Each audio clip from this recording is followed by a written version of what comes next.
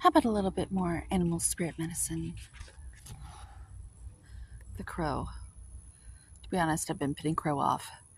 Ravens came to me in 2009, and anyone who's had this animal come to them knows that it's not something to be taken lightly.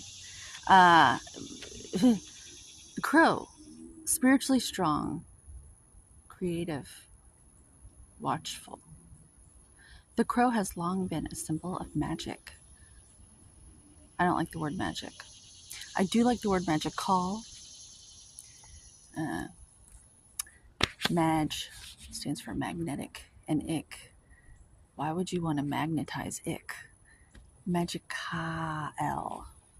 Ka as in magic, or mag, whatever. And then L is in the angelic realm. El, Elohim, magic, magical.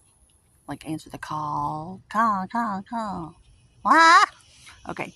Crow, like I said, they called to me. The crow personality is drawn to the supernatural and has a gift for seeing the unseen, knowing the unknown.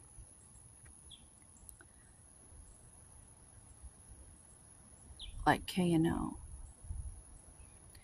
It is said that the crow holds within its mind's eye the three realities: past, present, and future.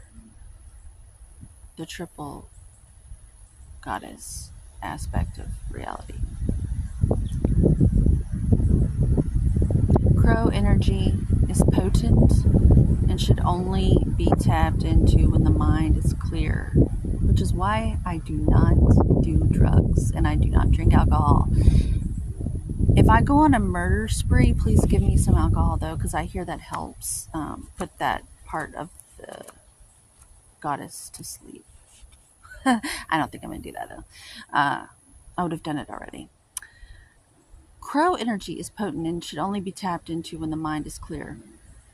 Those with crow tendencies must balance their lives with a healthy diet, joyful friends, and regular study. When in balance, clairvoyant, strong, clear, like a Scientologist. To bring your crow medicine on, be sure you want to do that, first of all. Daily meditation practice. Yeah, Raven came to me in 2009.